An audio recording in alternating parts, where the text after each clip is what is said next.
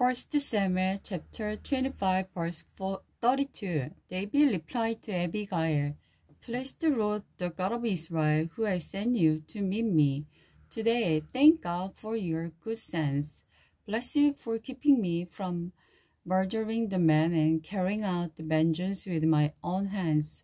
For I swear by the Lord, the God of Israel, who has kept me from hurting you, that if you had not hurried out to meet me, not one of Nabal's men would be arrived tomorrow morning." Then David accepted her gift and told her, "Return home in peace, and we will not kill your husband." When Abigail arrived home, she found that Nabal had thrown in a big party and was celebrating like a king.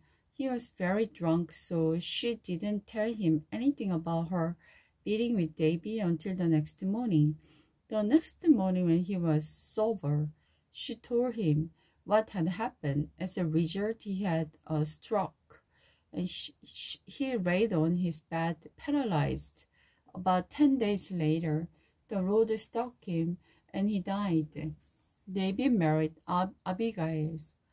When David heard that Nabal was dead, he said, "Praise the Lord who has paid back Nabal and kept me from doing it myself.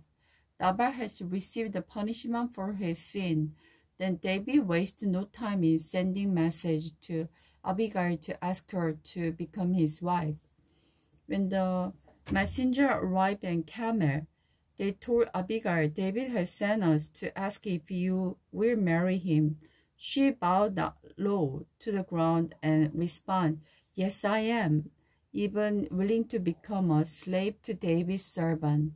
Quickly getting ready, she took along 5 of her servant girls as attendants, mounted her donkey, and went with David's messenger, and so she became his wife. David also married Ahinodab from the Jezer, making both of them his wives. Saul, meanwhile, had given his daughter Michal, David's wife, to men from the Galim named Pilti, son of Raish. David spared Saul again. Now some messenger from Zips came back to Saul and Gibeah to tell him, "David is hiding on the hill of the Hakiah, while overlooks Jeshimon." So Saul took 3,000 of his best troops and went to hunt him down in the wilderness of Ziph. Saul camped along the road beside the hill of the Hakiah, near Jeshimon, where David was hiding. But David knew of Saul's arrival, so he sent out spies to watch his movement. David slipped over to Saul's camp out one night to look around. Saul and his general, Abner, son of Ner, were sleeping inside a ring formed by slumbering warriors. "Why, will anyone volunteer to go in there with me?" David asked Ahimelech the Hittite and the Abisar, son of the Uriah, Joab's brother. "I will go with you." Abisar replied. So David and Abisar went right into Saul's camp and found him asleep with his spear stuck in the ground beside his head. Abner and the warriors were lying asleep around him. "God will surely handed over your enemy over to you this time," Abner whispered to David. "Let me trust that spear through him. I will pin him to the ground, and I only need to strike twice." "No," David said.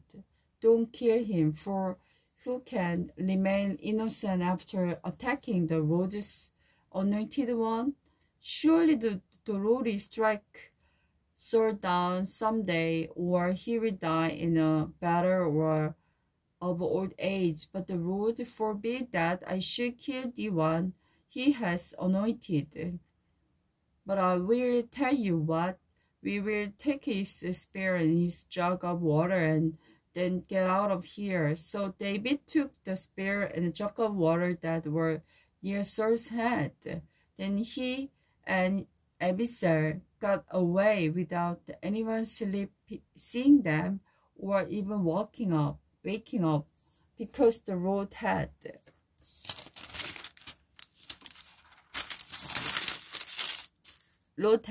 put Saul's men into a deep sleep.